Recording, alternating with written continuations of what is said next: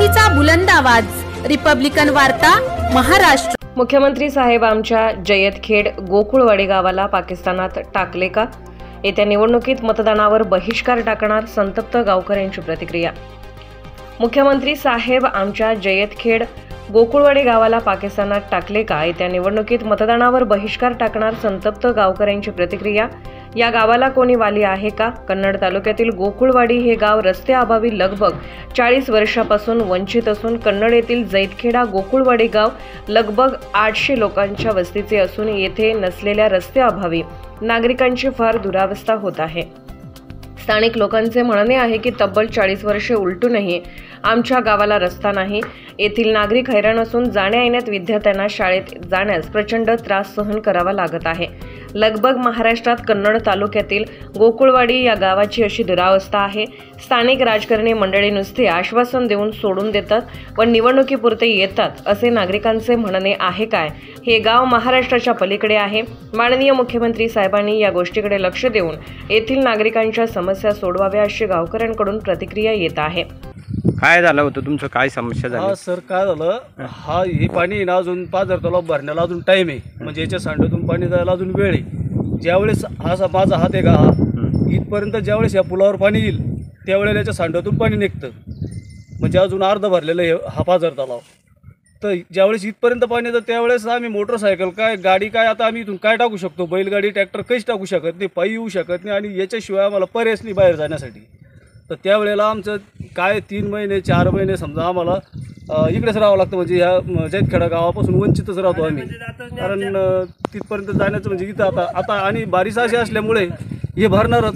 हे एखाद्या वेळेस 8 दिवसात भरतं का 15 दिवसात भरतं, याचं काय नैसर्गिक एखाद्या वेळेस आज संध्याकाळी सुद्धा भरू शकतं। म्हणजे आज संध्याकाळी जर याचं पाणी इथपर्यंत आलं तर आम्ही गावात येऊ शकत नाही, म्हणजे आम्ही आमची इकडे डोंगरातच राहतो आणि जे गाव आहे ते गाव तिकडेच राहतं। आपली मागणी काय? मागणी काय सर, हेच चाललं फक्त आमचं, बाकी दुसरी काही मागणी नाही आमच्यावली। आम्हाला फक्त रस्ता इथून तिथून क्लिअर करून द्या। पुढे जो रस्ता आहे तो पण खड्ड्याचाच आहे, तिथं गाड्या मोटरसायकलसुद्धा चालू शकत नाही। आणि मेन हा एक, आणि याच्या पाठीमागे एक जो आहे 1 किलोमीटरवर ते पाणी पडल्यानंतर त्याच्यात पाणी जातं डोक्याच्या वर फिरून, तर तिथूनही निघू शकत नाही। 3-3, 4-4 दिवस आमचा गावासंग संबंधच तुटून जातो। तर आम्हाला हा रस्ता एवढा जर शासनानं कोणी हो कुठल्याही नेत्यानं जर आम्हाला आश्वासन दिलं की बाबा हे करून देतो, आणि त्यांनी जर काम त्वरित चालू, आश्वासनच नाही पाहिजे, काहीतरी याचं सुरुवात तरी करून द्यायला पाहिजे, नाहीतर मग आम्ही मतदानावर बहिष्कार टाकणारच। म्हणजे तुम्ही हे काम न झाल्यास तुम्ही मतदानावर बहिष्कार करणार? मतदानावर 100% बहिष्कार टाकणार आहे। सांगा काय समस्या होती? आमची समस्या अशी आहे की आता 2 पदरी रस्ता आहे फक्त, सिंगल एक पदरी, याच्यावरून जर पाणी फिरलं तर आमचं सगळं समजा मुलं वगैरे ते शाळेत जातात इथून 3 किलोमीटर, तर त्यांचं काही जाण्याची सुविधा नाही आहे। नंतरला आमचे दवाखाने वानगडी सगळ्या गोष्टी त्यांच्यापासून सगळं वंचित राहावं पडतं आम्हाला। तुम्ही शासनाला काय मागणी करणार?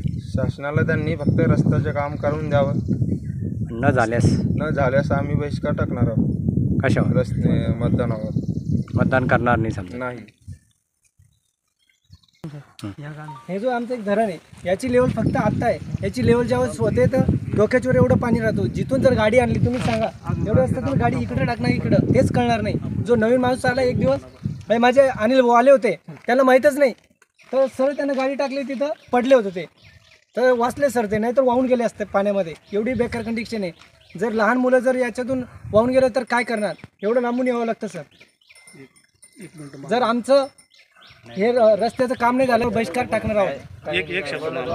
नाव बैराम चव्हाण। आज 8-15 दिवसापूर्वी माझे चुलत भाऊ रमेश बाबुराव चव्हाण यांना सर्पदंश झाला होता, आणि पाऊस इतका चालू होता की नदीला पूर आलेले होते, आणि नदीवर पूर नसल्या कारणामुळे आम्ही वेळेवर दवाखान्यात नेऊ शकलो नाही, आणि आणि त्याला टायमावर आम्ही उपचार करू शकलो नाही। ह्या कारणामुळे ते माझा चुलत भाऊ जगावला आहे। तरी आम्हाला सरकारने एवढी दखल घ्यायला पाहिजे की आमचं त्वरित रस्त्याचं काम करायला पाहिजे, न केल्यास आम्ही मतदानावर बहिष्कार, आणि रस्त्याचं काम न केल्यास आम्ही मतदानावर बहिष्कार टाकणार आहोत। जोपर्यंत आमचा तोपर्यंत आम्ही राजकीय पक्षांना आमच्या गावात एंट्री देणार नाही. रिपब्लिकन वार्ता महाराष्ट्र न्यूजसाठी कन्नड तालुका प्रतिनिधी मिलिंद कुमार लांडगे, छत्रपती संभाजीनगर.